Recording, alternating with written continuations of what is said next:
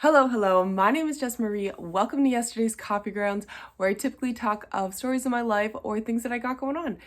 And may I just address that I am finally getting over a cold that has lasted almost 3 weeks. You can hear probably this little stuffiness in my sinuses right now, but it has just been kicking my ASS.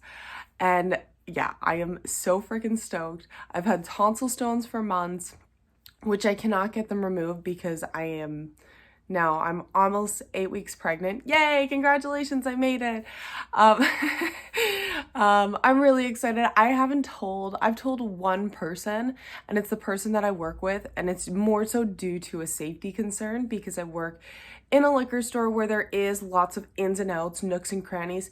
It's a legit safety concern. When I was pregnant the first time, my full-term pregnancy, I was working in a hotel as a cleaner. So I told my boss like pretty early on because it's like I was exhausted. I was so tired because I'd wake up at 6 in the morning, travel an hour, and I would be scarfing in my road sickness. I was driving with my sister-in-law and I wasn't ready to tell her yet. I'm like inhaling my morning sickness. I actually don't get morning sickness.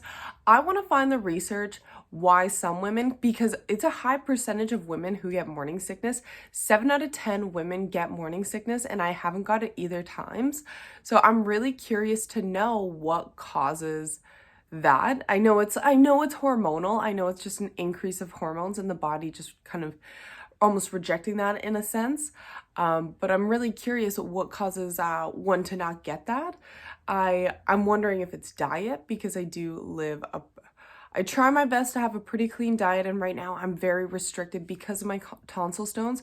I've basically gone over to an animal-based diet, which is crazy because I was plant-based my first pregnancy and I had such a healthy pregnancy. I had such a easy breezy pregnancy and birth experience, and I had a really healthy looking placenta. I've seen photos of like a vegan placenta and an animal base placenta. This sounds so gross to you guys, but it is so fascinating.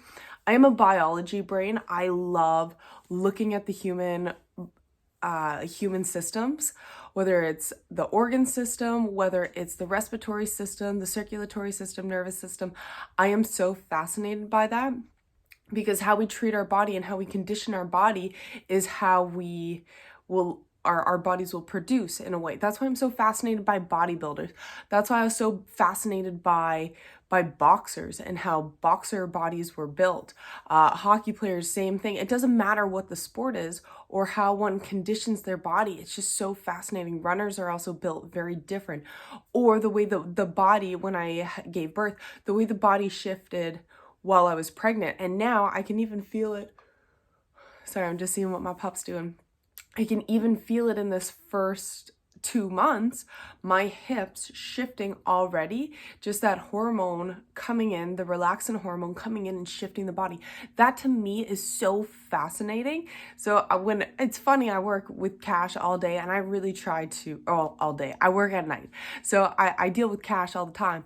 And I try to challenge myself of, okay, the total is $735 and they gave me a $20 bill. What is the change? And I try to beat the till, right?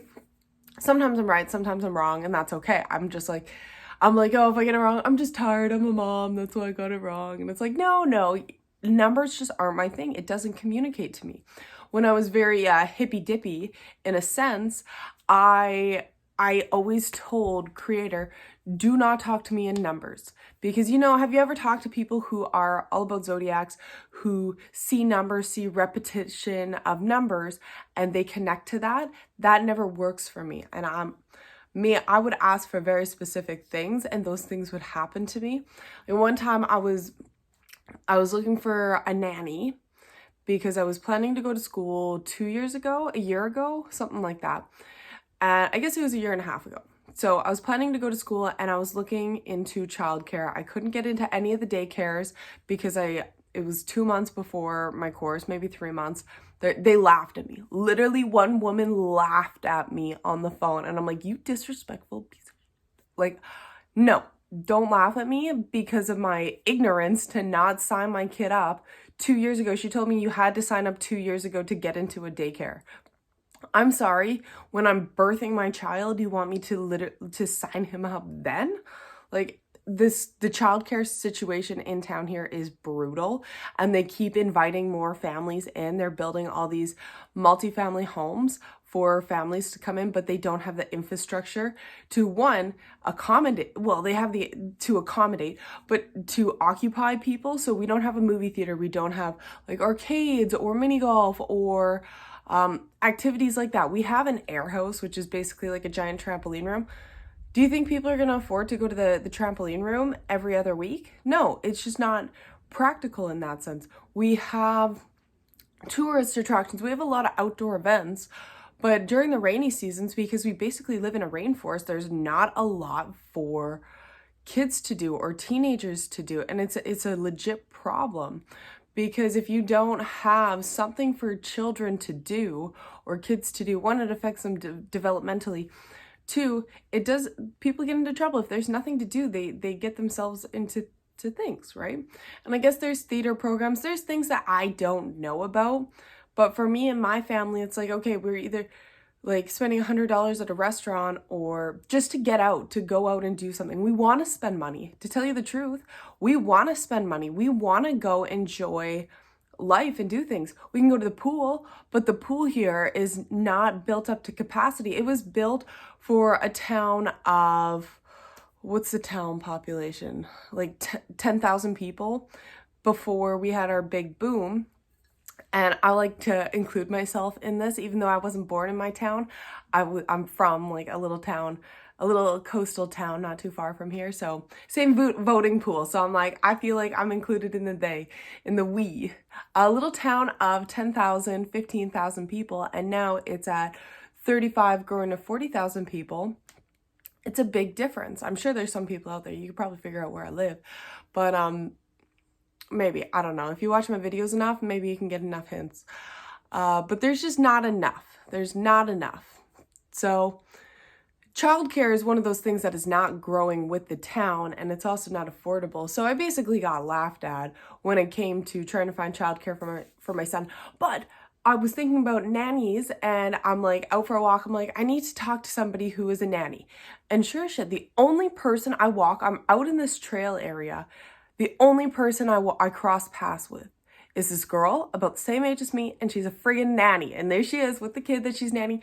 Homegirl charges $22 to watch after a child. $22? My friend's mom makes $30 an hour just watching a child. And I'm like, and then when I try to do it, our minimum wage is like $15.65. I'm asking people for $15 and people are trying to nickel and dime me. Can you do $12.50? Can you do, one girl asked me to pay, if she could pay $14.75. And I'm like, if your job did that to you, if you feel like you were worth $20 and they're like, yeah, what about $19.75? Like, that's insulting. Do you really have the audacity to ask me something like that? I'm already offering a service below minimum wage. I get it. It's a hard economy. That's why I'm trying to go as low as I feel is standard. And it was just really frustrating. It was really difficult. But I am trying to find some kind of childcare job because I think right now I am too tired to work. I work till 11:30 at night, and then I wake up. Today I woke up actually at 7:30 in the morning, and I was like, oh, okay, that's pretty good. I'm up before my son. I got to do a little bit of stretching. I got to go to the bathroom by myself, and it's like, yes, this is the best.